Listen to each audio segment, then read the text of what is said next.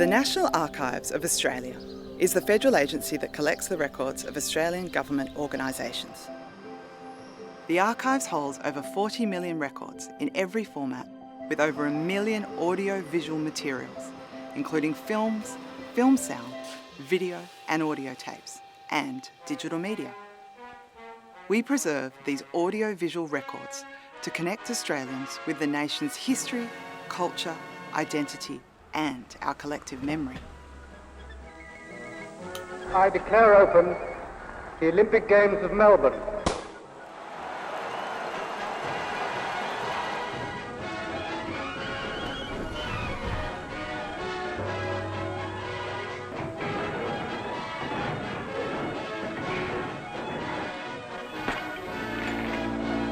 Preserving audio-visual formats is a complex task. At a high level, there are 3 phases: cataloguing and preparation, treatment and digitisation, and access and long-term planning. These can be separated into distinct steps. In this video, we'll show you some of our processes for treating and digitising audio-visual records in all formats. Our aim is to digitise all the physical formats in our archives, but because this takes time, we have to make sure they're stored in environmental conditions that slow deterioration. Audio-visual formats are susceptible to physical decay due to the very materials and chemicals used in their manufacture. However, poor storage conditions, such as high temperature and high humidity, will accelerate this process. We store our motion picture films and sound films in specially designed cold vaults, where the temperature and humidity are constantly controlled.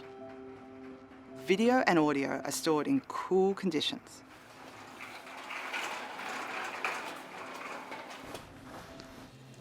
Maintaining optimal storage conditions and tracking the location of a collection this size requires specialist tools and skills.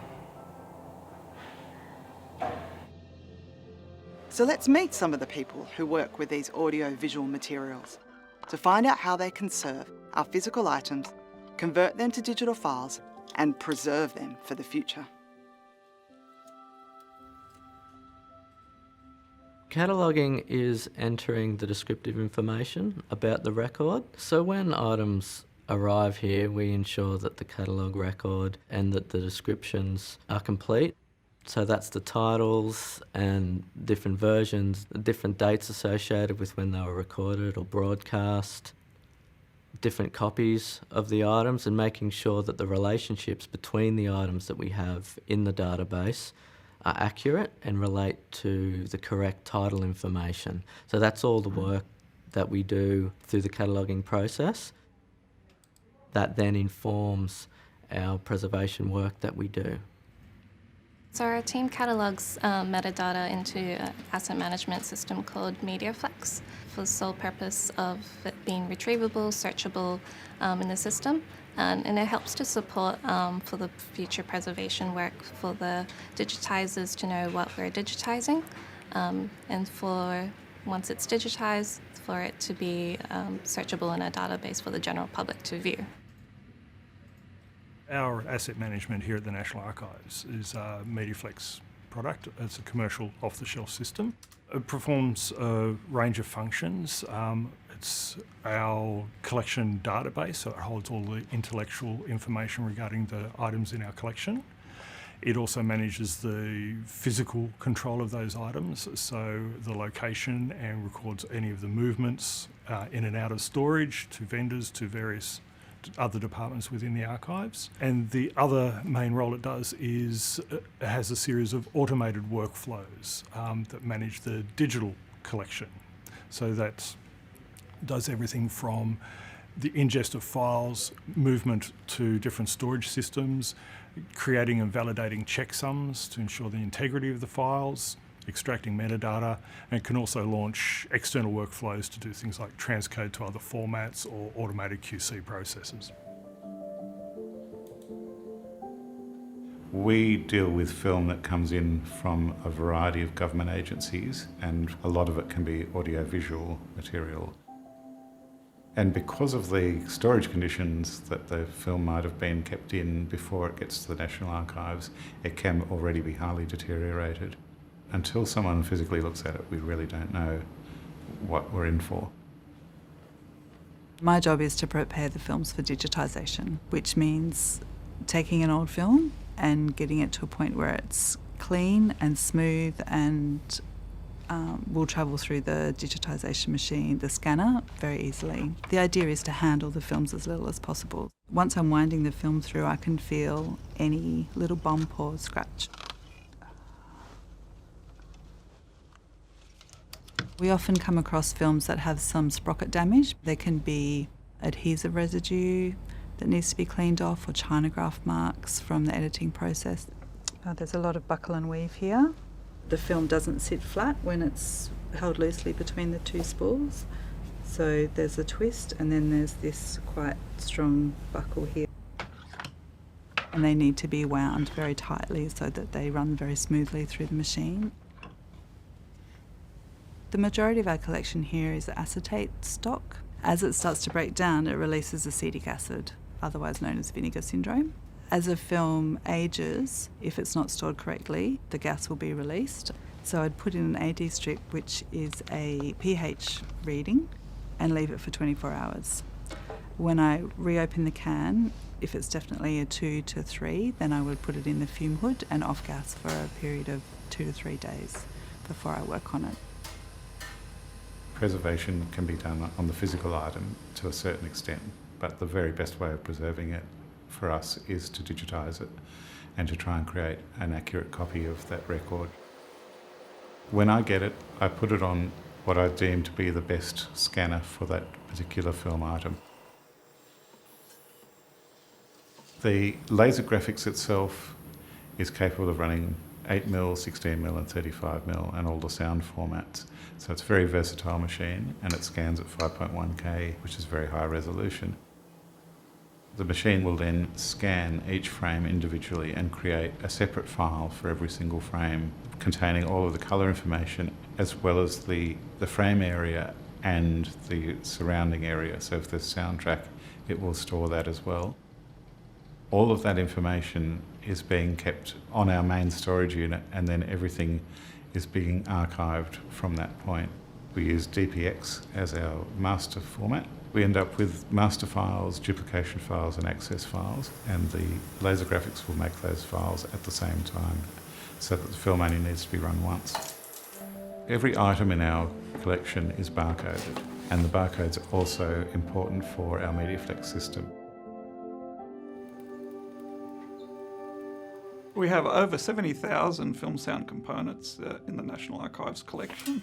Film sound is the synchronised audio component for the imagery on a motion picture film or television show. We have both magnetic and optical formats, the majority of which are magnetic, and we have various gauges, 16mm, 17.5mm and 35mm. And we're copying the final mixes and music and effects mixes. We would vinegar test the film if it's an acetate base. Then we would examine for any other deterioration, the state of the oxide, whether it's powdery. We would be looking for any other damage on the film, like sprocket damage, cuts or tears, or splices, and whether they need remediation work. We would also assess whether the film requires any cleaning. So if there is oxide shedding or dirt, we would clean those films as required. Blocking is one of the more severe forms of deterioration we would get with acetate film that's suffering vinegar syndrome. It's getting towards the end stages of the vinegar syndrome cycle, where the film has basically fused into a solid block. Some of these films with a lot of care can be unblocked, so we would do unblocking as a last resort if that was the only component available for that film. When we're copying, we do everything in real time. So if the film is half an hour long, it takes half an hour to copy, and we're monitoring the audio content as we're copying for quality. So once we've captured the digital file, that goes on to the next step of moving into our digital archive. MediaFlex takes over the last stage of that process where copies are made and ingested into the digital archive. The film is recanned if required and then wound to a preservation standard and sent for long-term storage in our temperature and humidity control vaults. So one of the challenges we have when dealing with old analogue formats is obsolescence. If you have material and you don't have the equipment to play back that material, the first priority would be able to store that material in the best conditions possible until a time comes that you can either source machines to play that back or you find somebody that can do it for you. The biggest problem we have here is obsolescence. A lot of these players haven't been made for 40 to 50 years. Upstairs, I've probably got about 200 machines, including parts that we have stripped down from old players that are no longer any use. And it's not only the VCRs, but actually having people to actually come in and fix the machines when there is a problem. We're very lucky here. We've got an engineer who is really good. So what happens over a period of time with heat, the ICs can actually start creeping out of their sockets. And once that happens, you end up with a lot of intermittent problems. So there'd only be a handful of us these days, probably around the country, maybe about 10. And they're all a similar vintage. You know, grew up with the machines, all the systems and stuff like that. And unfortunately, it takes an old techo to fix old gear. There we go. I'm worried about the future because there's no one being taught this trade anymore. So once these engineers go, there's no one left to fix the machines. With video, there's so many formats out there. The oldest being what we call half-inch. They started off in the 70s and they're both digital and analog. Some had cartridges, some had reel-to-reels. And then there's a whole new different world of formats when HD come around.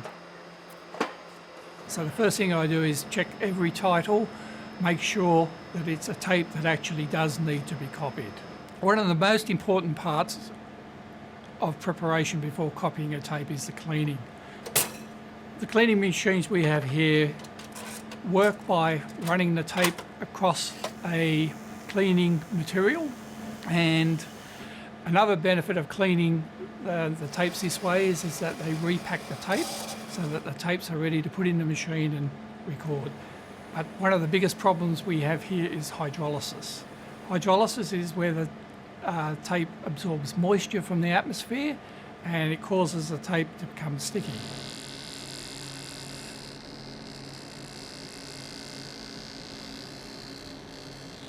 We actually put it into a clinical oven, which is set at a very low temperature, 48 to 50 degrees, and it draws the moisture out slowly without doing any damage to the rest of the tape or its mechanism.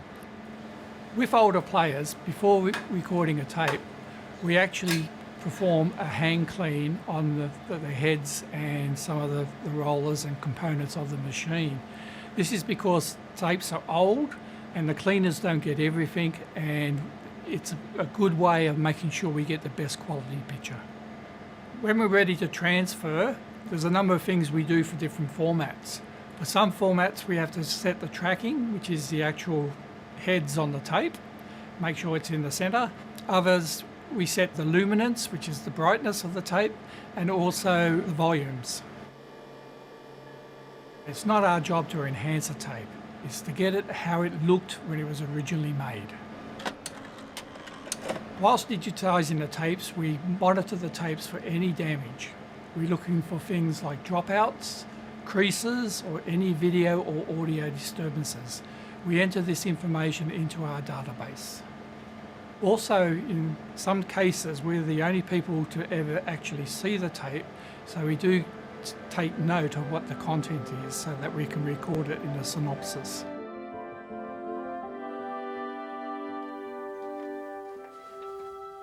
The audio collection here is around 240,000 items. Around 170,000 are magnetic media. All up, there may be 15 or 20 formats. That's mostly reel-to-reel tape and cassettes and so forth.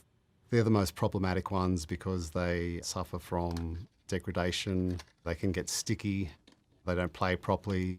They can shed as you play them, and so for items in poor condition we'll look at. Other times we look at the content. If the significant content is in good condition, it'll probably last longer, so that can wait. So it's a bit of a balancing act. When I have a tape to transfer, the first step is assessing the physical condition of the tape. We want to make sure that it's in a good enough condition for playback, because you can actually damage the tape just by putting it on the machine. For example, the tape may stretch or break, or there may be oxide flaking off the tape. We'll assess its track format and speed and so forth to make sure we've got the right playback machine. Oftentimes we'll need to repair parts of the tape. For example, old splices where the tape has been edited together may be coming undone. We'll need to redo those. Tape transfers are done in real time, a one-to-one speed. High-speed dubbing can be done. The problem with it is the quality suffers. As an archive, we are intending to preserve the contents of the tape exactly as it is. We're primarily listening for the technical quality of the audio, make sure there's no distortion or hum or hiss, keeping an eye on the tape to make sure the tape isn't stretching or there's no break or things to repair. But we're also listening to the content. Many of these tapes were recorded decades ago, and we may be the first ones to be listening to those tapes since the original recording. We make notes in our database about the content. It could be a simple note like the date it was recorded or who the interviewee was. Sometimes we stumble across things that aren't noted in the documentation, and we complete that information in the database just to make sure things can be found that may not be noted elsewhere. So we digitise, make sure it's safe, the file goes into storage, and then we don't need to come back to that particular item.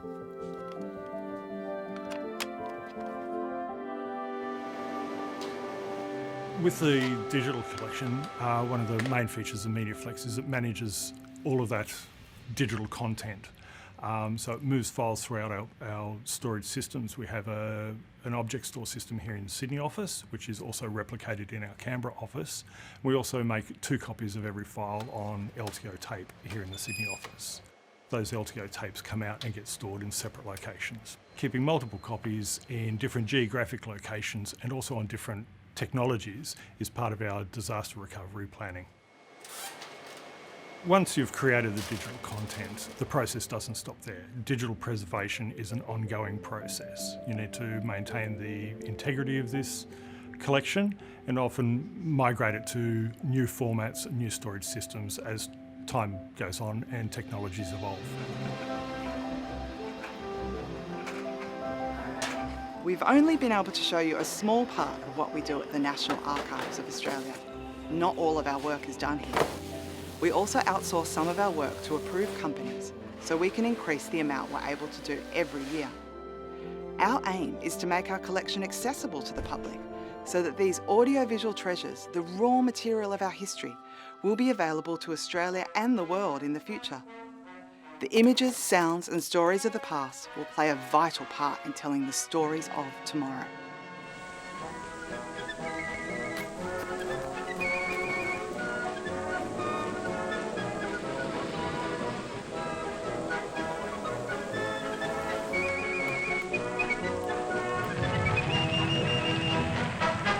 One of the biggest satisfactions I have with my job is knowing that I'm recording part of Australia's history.